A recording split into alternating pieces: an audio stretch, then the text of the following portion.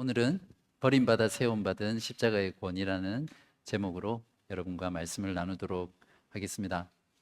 세상에서 권위를 얻으려면 경쟁 사다리를 이렇게 타고 올라가야 됩니다. 남보다 더 나은 집안, 또 더 나은 학력, 또 더 나은 기술, 능력, 또 더 나은 외모, 그런 것들이 있어야 위로 올라가죠. 그래서 세상의 권위는 지배적이고 강압적이고 또 억압적입니다. 우리가 살아가는 세상이 바로 이 권위를 얻기 위해서 서로 경쟁하는 이런 시스템으로 이렇게 유지되고 이제 돌아가는 세상입니다. 올라가지 못하면 어떻게 되죠? 이게 버림받고 도태되는 그런 세상입니다. 그래서 사람들이 많이 이루고 또 많은 것을 가졌어도 행복하지 못한 이유가 여기에 있습니다. 정말 현대인들은 치열하게 매일매일 살아가잖아요. 그럼에도 불구하고 마음에 평안이 없고 또 즐거움이 없고 안식이 없는 그런 삶을 살아갑니다. 오늘 성경이 보여주는 권위는 세상의 권위와 완전히 정반대의 모습을 보여줍니다. 그래서 오늘 말씀을 통해서 예수님의 권위는 어떻게 세상과 다른지, 또 우리가 진정 믿고 따라가야 될 그 예수님의 권위는 어떤 것인지, 그런 것들을 함께 살펴보면서 예수님의 권위 위에 우리의 인생을 세워가는 그런 시간 되시기를 바랍니다. 우리 지난주 설교 기억나세요? 지난주 본문 내용이 어떤 거였습니까? 예수님이 성전을 정화시키고 또 성전에서 백성들을 가르치죠. 대제사장들, 서기관들, 장로들이 예수님의 권위에 시비를 걸었죠. 네가 무슨 권위로, 또 누가 그 권위를 주었느냐, 그렇게 했을 때 예수님께서 오히려 질문을 하시면서 요한의 세례가 어디로부터 나왔느냐 이렇게 하시면서 그들의 코를 완전히 납작 무너뜨리고 승리를 하셨습니다. 그래서 결국 예수님의 권위는 하늘로부터 온 권위다, 이렇게 그러니까 예수님의 권위의 출처에 대해서 말씀하셨죠. 오늘 본문도 예수님의 권위에 대해서인데요, 그 하늘로부터 온 예수님의 권위가 실제로 어떤 모습인가, 무엇인가를 오늘 말씀해 주고 있습니다. 9절과 10절을 먼저 보겠습니다. 그가 또 이 비유로 백성에게 말씀하기 시작하시니라. 한 사람이 포도원을 만들어 농부들에게 새로 주고 타국에 가서 오래 있다가 때가 이름에 포도원 소출 얼마를 바치게 하려고 한 종을 농부들에게 보내니. 자, 이 비유에서 등장하는 인물들이 누구를 가리키는지 먼저 한번 살펴볼게요. 우리 임종화 집사님이 성경 봉독하실 때 이제 읽었으니까, 여기서 포도원 주인은 누굽니까? 하나님 아버지죠. 포도원은 무엇을 가리키죠? 구약 성경에서 포도원은 이스라엘을 가리키거든요. 농부들은 누구를 가리킵니까? 이제 여기 본문에서는 유대 종교 지도자들을 가리키겠죠. 그렇지만 그 지도자들만 가리키는 것이 아니라 그 지도자들이 대표하는 이스라엘 백성 전체를 가리킨다고 그 의미를 확장할 수 있습니다. 자, 어떤 사람이 포도원을 만들어 농부들에게 세를 주고 먼 타국에 이제 가 있습니다.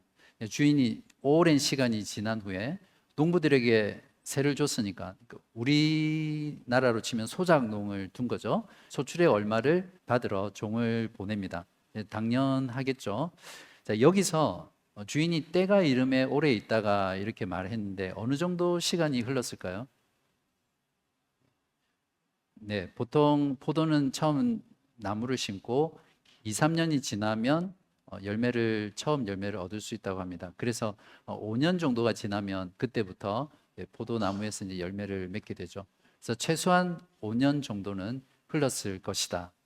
여기서 예수님이 말씀하시고자 하는 것은 하나님 아버지께서 그 이스라엘 백성들이 그 신앙의 열매를 맺을 수 있도록 오랫동안 기다리시고 인내하셨다라는 것을 보여주고 있습니다. 그런데 예상하지 못한 일이 일어났습니다. 10절 뒷부분인데요, 농부들이 종을 몹시 때리고 거저 보내었거늘 다시 다른 종을 보내니 그도 몹시 때리고 능욕하고 거저 보내었거늘 다시 세 번째 종을 보내니 이 종도 상하게 하고 내쫓은지라. 농부들은 주인이 보낸 종을 계속해서 돌려보냅니다.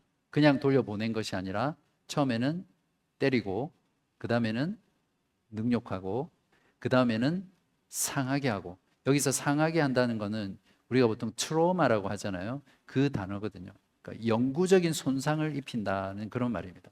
이제 점점 이 농부들이 주인이 보낸 종을 대하는 강도가 악해져 가고 있죠. 죄라는 속성이 그렇습니다. 죄라는 것은 원래 처음 짓는 것이 어렵지, 한번 짓고 나면 그 다음부터는 점점 이렇게 쉬워지는 게 죄입니다. 살인자들한테 물어보면 처음부터 살인을 한 게 아니라는 거예요. 처음에 작은 일부터, 작은 악부터 시작했다가 그것이 점점 커지면서 살인까지 갔다고 그렇게 이야기를 합니다. 주인의 종을 거부하는 건 주인을 거부하는 거죠. 그래서 이 농부들은 지금 종을 이렇게 대함으로써 포도원 주인을 거부하고 있는 것입니다. 이쯤 되면 이 농부들은 주인의 권위를 자기들 발 아래보다 못하게 생각하고 있는 거죠. 그러니까 점점 이들이 대담해져 가고 있습니다. 더 이상 무서울 게 없는 상태입니다. 여기서 포도원 주인이 보낸 종들은 실제 이스라엘 역사에서 하나님께서 보내신 선지자들을 가리킵니다. 이스라엘 백성들은 하나님이 출애굽시키셔서 구원해 내신 하나님의 백성들인데 끊임없이 하나님을 반역하고 불순종하고 다른 신들을 섬겼잖아요. 그래서 하나님께서 그때마다 하나님의 선지자들을 보내서 내게로 돌아오라고 계속해서 말씀하셨지만 이 이스라엘 백성들 또 지도자들은 하나님이 보낸 선지자들을 때리고 능욕하고 심지어는 죽이기까지 했습니다. 예수님께서는 이 비유를 통해서 실제 이스라엘의 역사들을 그대로 재현하고 계신 겁니다. 이 농부들의 마음이 하나님을 반역한 인간들의 마음입니다. 하나님을 반역한 인간들의 그 죄의 본질이 바로 이 농부들의 행동 속에 녹아져 있습니다. 하나님을 주인으로 인정하기가 싫은 거죠. 그래서 하나님께서 내 것의 일부를 달라라고 요구했을 때 그것을 견디지 못하는 겁니다. 내가 하나님이 되고 싶어하는 속성이죠. 이러한 죄의 본질이 어디서 시작됐습니까? 에덴 동산에서 처음 하나님이 창조하신 그 아담에게 하나님께서 에덴 동산을 창조하시고 그 에덴 동산을 맡겨주셨잖아요. 그런데 이 아담은 그 하나님의 명령을 거부하고 하나님처럼 되려고 했습니다. 그것이 모든 죄의 본질이죠. 여기에 있는 이 농부들은 단순히 그 이스라엘 또는 종교 지도자들만을 가리키는 것이 아닙니다. 저와 여러분도 사실상은 이 농부들이죠. 하나님이 우리에게 주신 인생의 포도원을 내 것처럼 이렇게 사용해 왔잖아요. 나의 시간, 또 나의 능력, 내 가정, 또 내 회사, 내 돈, 내 건강, 그러니까 모두 하나님의 것을 내 것으로 주장하며 살았던 사람들이 바로 저와 여러분입니다. 하나님께서는 끊임없이 지금도 하나님의 말씀과 성령을 통해서 우리에게 하나님의 종을 보내고 계십니다.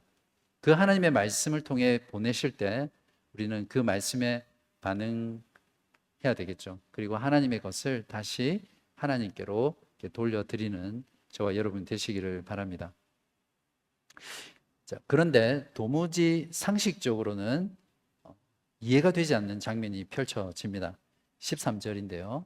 포도원 주인이 이르되 어찌할까? 내 사랑하는 아들을 보내리니 그들이 혹 그는 존대하리라.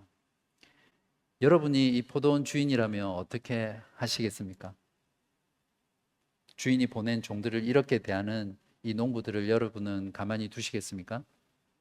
힘을 가진 주인이기 때문에 얼마든지 마음만 먹으면 군대를 보내서 그들을 완전히 초토화시킬 수도 있고 그들을 법대로 처리해서 그들에게 형벌을 줄 수도 있죠. 그런데 포도원의 이 주인의 태도는 우리에게 어쩌면 충격을 주는 반응입니다. 여기서 어찌할까? 영어로 What shall I do? 이 주인의 깊은 고민이 있는 거예요. 당장 자신을 반역한 그들을 완전히 진멸시킬 수 있는데도 그렇게 하지 않으시는 거예요. 심판을 유보하시고 이들을 어찌할까? 이 상황을 어찌할까? 고민하고 있는 겁니다. 게다가 이제는 내 사랑하는 아들까지 보냅니다. 여러분 상식적으로 이것이 이해가 됩니까? 그들이 혹 그는 존대하리라 그렇게 말하고 있는데 여기서 혹이라는 이 말 속에 이 포도원 주인의 농부들에 대한 태도가 마음이 그대로 담겨져 있습니다. 다른 번역본에 보면 아마도 설마 이렇게 번역이 되어 있거든요. 이 포도원 주인은 적어도 내 아들, 나의 권위나 마찬가지인 내 아들을 보내면 그들이 존대할 것이다. 설마 때리겠냐? 설마 죽이겠냐? 그런 어떤 마지막 신뢰의 끈을 놓지 않고 있는 것입니다. 그러나 이런 아주 작은 가능성에 그 주인이 가장 사랑하는, 여기서 나의 사랑하는 이라는 이 표현은 그 유대인들의 어떤 문학적인 양식에서 독자를 가리키거든요. 그러니까 나의 하나밖에 없는 그 독자를 보내겠다. 이런 것이 도무지 이해되지 않고 그 작은 가능성 때문에 어쩌면 내 아들이 죽을 수도 있는 그런 상황이거든요. 저는 이 대목에서 죄송합니다. 이 포도원의 주인에게 화가 나는 거예요. 여러분도 그럴 때 있잖아요. 나의 남편이나 나의 아내나 또는 내 자녀가 너무 착해 터져가지고 맨날 나가면 사람들에게 당하는 거예요. 속임 당하고 사기 당하고 두들겨 맞고. 그런데 정작 그 본인은 그렇게 당하면서도 속이 없는 사람처럼 그 사람을 좋게 대하고 좋게 말하고 그냥 그렇게 있는 걸 보면 그냥 화도 나고 답답하기도 하고 막 그렇잖아요. 그런 거 비슷하게 이 포도원 주인의 이런 태도가 저는 읽으면서 너무 답답한 거예요. 어떻게 이럴 수가 있지? 여러분은 어떠셨는지 모르겠습니다. 도대체 이 농부들이 뭐길래 마지막으로 이 사랑하는 아들까지 보내는 것입니까? 설마 자기 아들보다 농부들을 더 사랑하는 건 아닐까요? 예수님의 이 비유의 초점은 이 잔인하고 이 무도한 악한 농부들에게 있는 것이 아닙니다. 자신의 포도원과 그 농부들을 너무나 아껴서 자기 아들까지 내어주는 그 주인의 오래 참음, 그 자비에 초점이 있습니다. 여기서 내 사랑하는 아들이라고 말한 포도원 주인이 누굽니까? 하나님 아버지죠. 그리고 이 아들은 독생자 예수 그리스도입니다. 제가 조금 전에 이 포도원 주인의 태도에 대해서 화가 났다고 말씀을 드렸지만 실상 저나 또 여러분이 이 농부들입니다.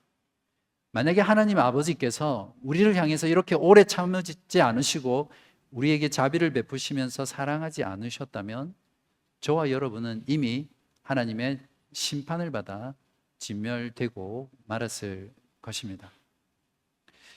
우리가 돌아오기를 간절히 기다리며 그 아들까지 기꺼이 내어주시는 바로 이 사랑, 이 자비가 저와 여러분을 향한 하나님의 사랑입니다.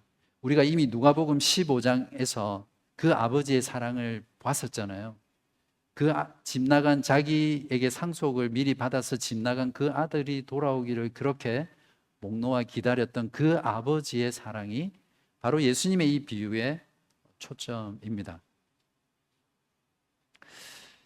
그러나 이 주인의 어찌할까 혹이라는 이 기대는 산산조각이 납니다. 14절인데요.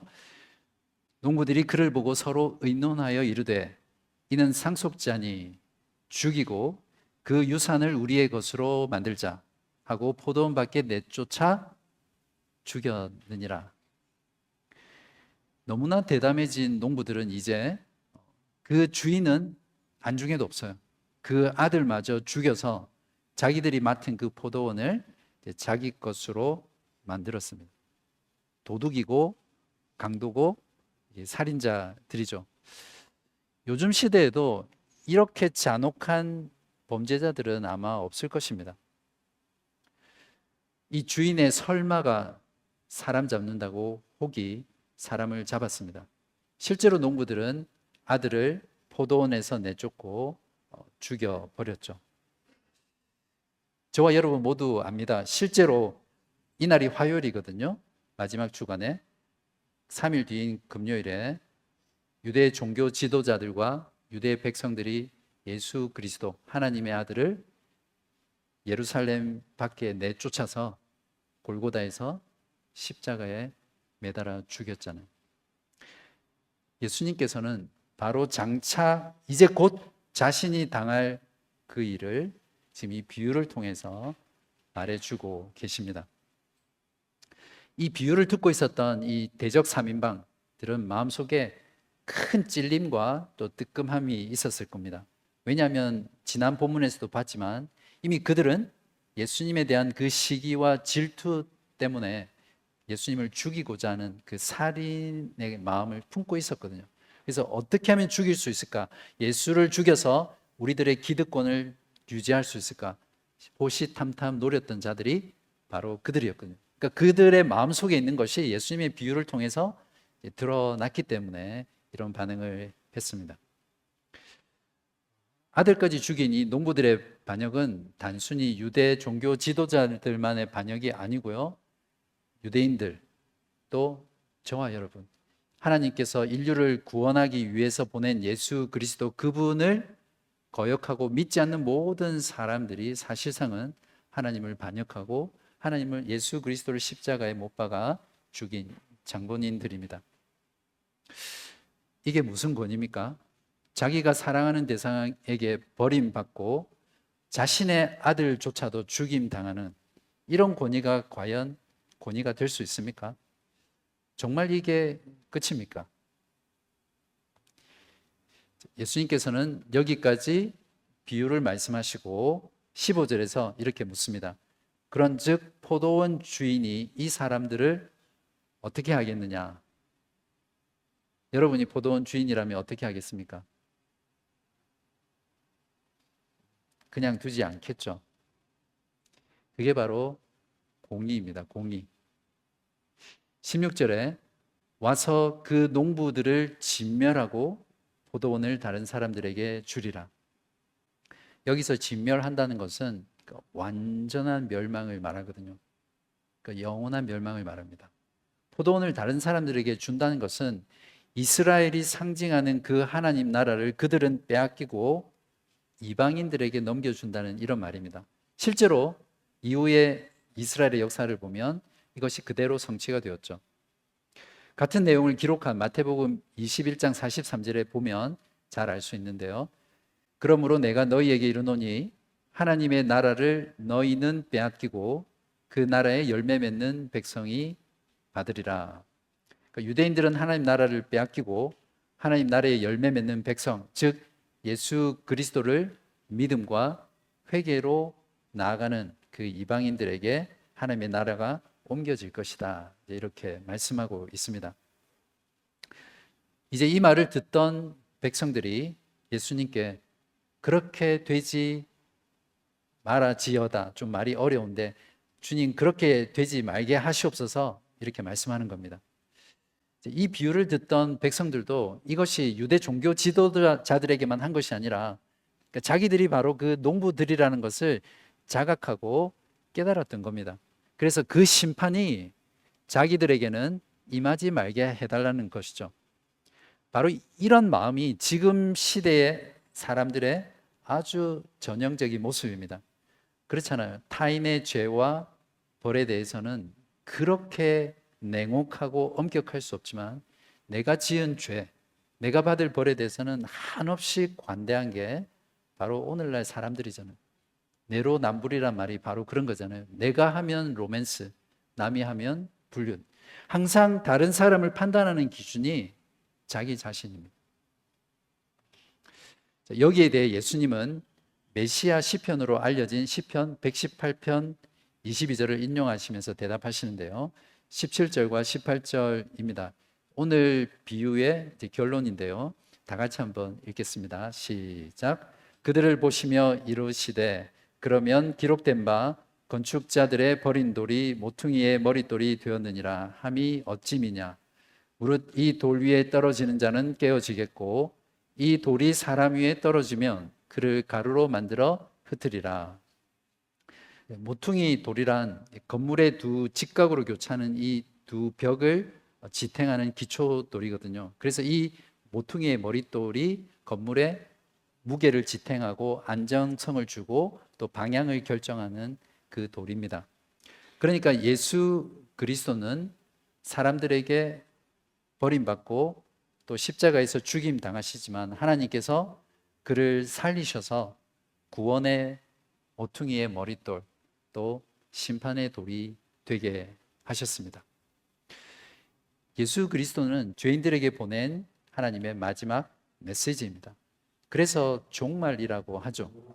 하나님은 이제 더 이상 그 누구도 보내지 않습니다. 또 다른 종을 보낸다든지 또 다른 아들을 보내시지 않습니다. 예수 그리스도 그분이 마지막 하나님이 보내신 분입니다. 그래서 그 메시아에 대해서 어떻게 반응하느냐가 영원한 구원, 영원한 멸망을 결정합니다. 메시아를 영접하는 사람은 그 메시아 위에서 세워지지만 메시아를 거부하는 사람은 그 메시아의 돌에 의해서 깨어지고 가루가 될 것입니다. 사랑하는 여러분, 지금 저와 여러분 앞에 바로 이 버림받아 세움받은 십자가의 권위가 서 있습니다. 여러분 어떻게 하시겠습니까? 바라기는 이 예수 그리스도를 영접하고 그 돌 위에 세워지는 여러분 되시기를 간절히 바랍니다. 사랑하는 여러분, 예수 그리스도의 권위는 세상의 권위처럼 지배적이고 또 강요하고 억압하는 그런 권위가 아닙니다. 예수 그리스도는 저와 여러분을 위해서 버림받으시고 죽임 당하셔서 우리를 살리신 십자가의 권위입니다. 예수 그리스도는 그의 사역의 최정점은 바로 이 버림받는 것이었거든요. 예수님은 자기 백성들에게도 버림받았고 나중에 보시면 알겠지만 자기 제자들에게도 버림받습니다. 유대 종교 지도자들에게도 버림받고 자기 모든 백성들에게도 예수가 아니라 바라바를 살려달라고 하면서 버림받았던 사람입니다. 그러나 예수님이 가장 크게 고통받았던 버림이 무엇인지 아세요? 바로 그토록 사랑하고 사랑받았던 하나님 아버지에게서 버림받은 것입니다. 예수님께서는 십자가에 높이 매달렸을 때 하나님의 아들로 매달린 것이 아니었어요. 저와 여러분 모든 하나님의 백성들의 죄를 다 홀로 지시고 죄인 중에 괴수로 그 십자가에 매달려 계셨던 겁니다. 그래서 예수님께서 그 십자가상에서 엘리 엘리 나마 사박다니 나의 하나님 어찌하여 나를 버리시나이까 이렇게 외치셨을 때 하나님께서는 외면하셨어요. 침묵하셨어요. 왜 그랬습니까? 바로 예수님이 우리의 모든 죄를 지고 그곳에 죄인으로 달려 계셨기 때문입니다. 그래서 하나님께서는 저와 여러분이 받아야 될 그 진노의 형벌, 모든 하나님의 백성들의 죄인들이 받아야 될 그 진노의 형벌들을 자기 아들에게 다 쏟아내셨습니다. 바로 예수 그리스도가 저와 여러분을 살리시기 위해서 버림당하시고 진멸당하셔서 우리가 구원을 받은 것이고요. 이것이 바로 하나님 아버지의 사랑이고 예수 그리스도의 십자가의 권위입니다. 사랑하는 여러분, 이 사랑, 이 자비, 이 용서, 이 은혜, 이 십자가의 권위에 여러분을 맡기시고 자유롭게 예수 그리스도의 권위에 복종하시고 그분을 나의 구주로 영접하시기 바랍니다. 우리가 진정 복종하며 살아가야 될 권위는 세상의 권위가 아니라 바로 예수 그리스도, 나를 위해서 버림당하시고 세움받은 그 십자가의 권위, 예수 그리스도의 권위에 복종해야 합니다. 이 세상의 어떤 권위, 이 세상의 어떤 이름도 우리에게 구원을 줄 수 없습니다. 오직 예수 그리스도의 권위, 예수 그리스도의 이름만이 우리에게 영원한 구원을 줄 수 있습니다. 여러분, 이 사실 믿으십니까? 사도행전 4장 11절에서 12절에 이렇게 말씀하고 있습니다. 이 예수는 너희 건축자들의 버린 돌로서 집 모퉁이의 머릿돌이 되었느니라. 다른 이로서는 구원을 받을 수 없나니 천하 사람 중에 구원을 받을 만한 다른 이름을 우리에게 주신 일이 없음이라 하였더라. 아멘.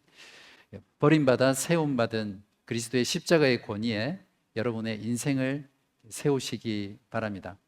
그렇게 살아가실 때 여러분의 삶 가운데 어떤 시련, 또 어떤 환난, 어떤 시험, 심지어는 죽음까지 찾아오더라도 예수 그리스도 위에 서 있는 여러분의 그 구원은 안전할 것이고 그 누구도 흔들 수 없을 것입니다.